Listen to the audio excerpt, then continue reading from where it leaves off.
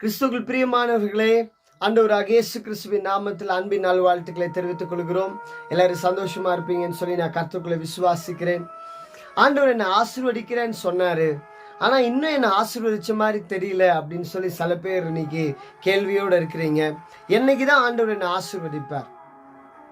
என்னுடைய சந்ததியை கூட பெருக செய்யறேன்னு சொன்னாரு. எனக்கு கூட ஒரு குழந்தைய தரேன்னு சொன்னாரு. அவர் சொன்னதை செய்வாரா? கண்டிப்பா அவர் செய்வாரா அப்படின்னு சொல்லி நீங்க உங்களுக்கு கொடுத்த வாக்குத்தத்தத்தை குறித்து ஒரு ஏக்கத்தோடு இன்னைக்கு இருக்கிறீங்க. இன்னைக்கு ஆண்டவர் உங்களுக்கு சொல்லுகிறார். எபிரேயருக்கு எழுதின நிருபம் 6வது அதிகாரம் 14வது வசனத்துல, நிச்சயமாகவே நான் உன்னை ஆசீர்வதிக்கவே ஆசீர்வதித்து உன்னை பெருகவே பெருக பண்ணுவேன். நிச்சயமாகவே நான் உன்னை ஆசீர்வதிக்கவே ஆசீர்வதித்து உன்னை பெருகவே பெருக பண்ணுவேன்.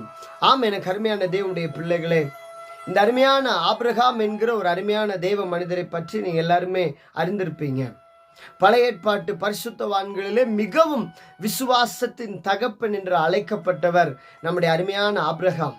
அவர் ஆண்டவருக்கு ஒரு நண்பனாக, ஒரு சிநேகிதனாக இருந்தார் என்று சொல்லி நம்ம வேதத்துல வாசிக்கிறோம். இந்த ஆபிரகாம் ஐயாவுக்கு பல வருடங்களாக, ஏறக்குறைய 100 வயதாகும் வரைக்கும் அவருக்கு குழந்தையே இல்லை. ஒரு குழந்தை கூட பிறக்கிறதுக்கு வாய்ப்பே இல்லை. ஒருவேளை டாக்டர்கிட்ட போயிருந்தா கூட அவங்க அப்படிதான் சொல்லியிருப்பாங்க. ஆபிரகாமுடைய சரீரம் செத்து போயிருந்தது. சாராளுடைய கர்ப்பமும் செத்து போயிருந்தது. அந்த மாதிரியான சூழ்நிலையில் ஆண்டு வந்து சொல்றாரு, நிச்சயமாகவே நான் உன்னை ஆசீர்வதிக்கவே ஆசீர்வதித்து உன்னை பெருகவே பெருக பண்ணுவேன். ஆண்டவரே, ஒரு குழந்தைக்கே எங்க வழியை காணோம், நீங்க வந்து என்னை பெருகவே பெருக பண்ணுவேன்னு சொல்றீங்களே, மணலத்தனையே பெருக பண்ணுவேன்றார். திடீர்னு வெளியில கூட்டு போய் வானத்து நட்சத்திரத்தை அண்ணாந்து பார், அந்த நட்சத்திரத்தை என்ன முடியுமா? முடியாத ஆண்டவரே, அந்த மாதிரி உன் சந்ததியை நான் பெருக பண்ணுவேன் அப்படின்னு சொல்லி சொல்லுகிறார். நம்முடைய ஆண்டவர் சொன்னதுக்கும் நடக்கிறதுக்கும் சம்பந்தமே இல்லாத மாதிரி தான் தெரியும். நம்மளை கூட ஆண்டவர் அப்படிதான் சொல்லியிருப்பார், உன்னை நான் இப்படி ஆசீர்வதிப்பேன் அப்படி ஆசீர்வதிப்பேன்னு. ஆனா அதுக்குரிய எந்த விதமான வாய்ப்புகளும் இல்லாதது போல இருக்கலாம், அதுக்குரிய எந்த விதமான சூழ்நிலை இல்லாதது போல இருக்கலாம். ஆனால் வாக்கு தந்தவர் சிறந்தவர், சிறந்ததை தருபவர், அதுல ஒரு ஏமாற்றங்களும் இல்லை என்பதை நீங்கள் ஒரு நாள் மறந்து போக கூடாது. எனக்கு அருமையான தெய்வ பிள்ளைகளே, இன்றைக்கு ஆண்டவர் உங்களுக்கு வாக்கு பண்ணுகிறார், நிச்சயமா நான் உன்னை ஆசீர்வதிக்கவே ஆசீர்வதிப்பேன்.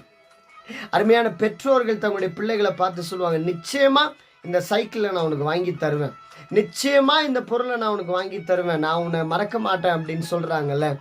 இந்த உலகத்துல இருக்க பெற்றோரே அப்படி செய்யும்போது, உங்களுடைய பரம தகப்பனாகிய ஆண்டவராகிய இயேசு கிறிஸ்து உங்களை பார்த்து சொல்றாரு, I will surely bless you and I will multiply you.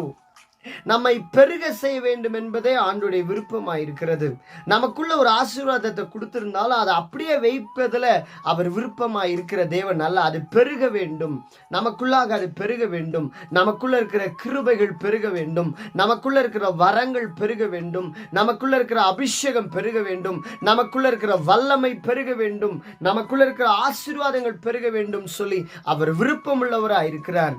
இன்னைக்கு ஆண்டவர் உங்களுக்கு வாக்கு பண்ணுகிறார், நிச்சயமா நான் உன்னை ஆசீர்வதிக்கவே ஆசீர்வதித்து உன்னை பெருக பண்ணுவேன் சொல்ல, பெருகவே பெருக பண்ணுவேன், பெருகவே பெருக பண்ணுவேன். Our God is a God of multiplication. உங்களை ஆண்டவர் பெருக செய்கிற தேவன். இன்னொரு ஒரு வெர்ஷன்ல இங்கிலீஷ்ல அழகா சொல்லப்படுகிறது, I promise you that I will bless you and give you many descendants. உங்களுக்கு ஒரு ப்ராமிஸ் பண்றாராமா. இன்னைக்கு உங்களுக்கு ஆண்டவர் ப்ராமிஸ் பண்றாரு. பிள்ளைகளா சொல்லுவாங்களா, ப்ராமிஸா செய்வீங்களாப்பா? ஆண்டவர் இன்னைக்கு சொல்றார், மகளே, நான் நிச்சயமா உன்னுடைய சந்ததியை நான் பெருக பண்ணுவேன், மகனே, நான் நிச்சயமாக உன்னுடைய சந்ததியை பெருக பண்ணுவேன் என்று சொல்லி உங்களுக்கு வாக்கு பண்ணுகிறார். Surely I will bless you greatly and multiply your descendants. உங்களை ஆண்டவர் நிச்சயமா பெருக செய்வார். எப்படி ஆண்டவர் அவரை பெருக செய்தாரு அதுக்கு கீழே வாசித்தீங்கன்னா, அந்தபடியே அவன் பொறுமையாய் காத்திருந்து வாக்குத்தத்தம் பண்ணப்பட்டதை பெற்றான். பொறுமையோடு ஆண்டவருடைய சமூகத்துல காத்திருந்தார். அந்த பொறுமை தான் நமக்கு ரொம்ப கஷ்டமான ஒரு காரியம். அதை பெற்றுக்கொள்கிற வரைக்கும் இது கிடைக்குமா கிடைக்காதா, மனிதர்களுடைய ஏச்சுக்கள் பேச்சுக்கள் அதன் மத்தியில நம்ம வாழும்போது உனக்கெல்லாம் இங்க கிடைக்க போகுது அப்படின்றதெல்லாம் நாம பார்க்கும்போது பாருங்க நம்ம சோர்ந்து போகிறவர்களா இருக்கிறோம். அதனால தான் இன்னைக்கு ஆண்டவர் உங்களை சோர்ந்து போகக்கூடாதுன்னு சொல்லிட்டு உங்களுக்கு இன்னைக்கு வாக்கு பண்ணுகிறார். எனக்கு அருமையான மகனே மகளே, நிச்சயமாகவே நான் உன்னை ஆசீர்வதிக்கவே ஆசீர்வதித்து உன்னை பெருகவே பெருக பண்ணுவேன். அவர் சொன்னதை செஞ்சாரா? கண்டிப்பா செஞ்சார். ஆபிரகாமுடைய சந்ததி இன்றைக்கு பெருகி இருக்கிறது. அன்றைக்கு ஆபிரகாமை ஆசீர்வதித்து பெருக செய்தவர், ஆபிரகாமுக்கு ஒரு ஈசாக்கை கொடுத்தவர், நிச்சயமாகவே உங்களுக்கு ஒரு ஈசாக்க, உங்களுக்கு ஒரு புத்திர ஸ்வீகாரத்தை கொடுத்து உங்களை ஆசீர்வதிக்க போகிறார். உங்களுக்கும் ஒரு ஈசாக்கு வருவார் என்று சொல்லி நான் விசுவாசிக்கிறேன். நான் அதை அறிக்கை செய்கிறேன். நீங்க என்ன ஆசீர்வாதத்தை எதிர்பார்த்திருக்கிறீங்களோ, உங்களுடைய சந்ததியின் ஆசீர்வாதத்தை எதிர்பார்த்திருக்கிறீங்களோ, அந்த சந்ததி ஆண்டவர் பெருக செய்வார் என்பதை நீங்க மறந்து போகாதீங்க. இன்னைக்கு விசுவாசிக்கிறீங்களா? ஜெபம் பண்ணலாமா? மற்ற மனிதர்களுடைய பேச்செல்லாம் மறந்துருங்க. வாக்கு கொடுத்தவர் கர்த்தர், அவர் வாக்கு மாறாதவர். அவர் உங்களுக்கு சொன்னதை செய்யும் அளவும் உங்களை கைவிடவே மாட்டார். ஆபிரகாமின் தேவன், அவர் ஈசாக்கின் தேவன், யாக்கோபின் தேவன்.